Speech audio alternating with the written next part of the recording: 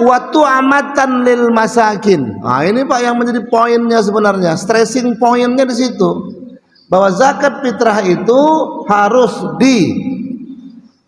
diutamakan, diprioritaskan, difokuskan kepada fakir miskin. Tu'amatan lil masakin. Jadi dengan kata lain Pak, sebenarnya kalau orang kaya atau orang yang mampu dia terima zakat fitrah itu harusnya malu Pak. Harusnya malu. Apalagi sampai ada orang yang tahun lalu terima zakat, kemudian datang lagi tahun ini karena namanya tak tercantum dalam senarai nama-nama orang berzakat, minta pula. Nah, gitu Pak. Pak, kami tahun lalu nggak dapat, tahun lalu dapat. Tahun sekarang kenapa tak dapat, Pak? Kata Amil, Bapak kan udah mampu. Ya, mampu, tapi kan butuh, Pak, kata. Nah, ini kacau ini. Malu, Pak. Ya, kalau nama kita tak termasuk dalam senarai nama-nama orang yang diberikan zakat fitrah, bersyukurlah dan berbahagialah karena berarti kita sudah dianggap mampu oleh panitia zakat. Tu'amatan lil masakin. Ya. Maka ini juga Bapak Ibu yang berbahagia mesti menjadi sebuah pertimbangan khusus bagi para pengelola zakat, para panitia zakat, supaya porsi pendapatan fakir miskin itu harus lebih besar daripada porsi pendapatan mustahik yang lainnya. Loh Pak, tapi katanya tadi fokusnya fakir miskin. Iya, tapi di ayat yang lain di surah At-Taubah 60 memang masih dibenarkan zakat fitrah itu diberikan kepada 6 asnaf yang lain, ya.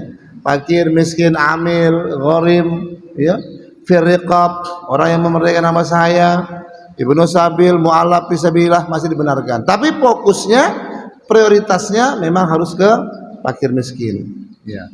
Yang paling sering itu Pak jadi masalah, Bu, adalah ketika amil zakat fitrah itu membagikan zakat per asnaf.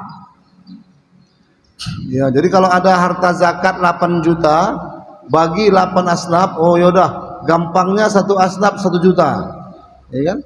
Iya. Fakir miskin 2 juta, dibagi ya 500 orang. Faktor pembaginya ini masalahnya Pak, 2 juta bagi 500, ya dapatnya mungkin ya sekitar berapa puluh ribu. Amil dapat 1 juta, faktor pembaginya cuma 10 orang, ya kan? 5 orang, maka 1 juta bagi 5, ratusan ribu rupiah. Wah, dari sini pun udah jomplang ini Pak. Dan terjadi diskrepansi yang tinggi, kesenjangan yang tinggi nih. Wah. Apalagi mualaf dapat 1 asnaf 1 juta. Di kampung itu cuma ada 2 orang, berarti dapat 500 ribu. Waduh, jomplang lagi dia. Jika itulah yang menjadi Pak, pembaginya, maka target zakat fitrah yang Nabi sabdakan tadi, tu'amatan lil masakin, itu menjadi tidak terpenuhi. Jadi bagaimana Pak? Perlu ada proporsi dan pembagi secara kalkulasi matematis sehingga besarnya kepada fakir miskin itu lebih besar daripada yang lainnya. Nah ini teknis Pak, ini teknis ya. Kalau spirit dasarnya fakir miskin masih lebih dibesarkan. Tu'amatan lil masakin.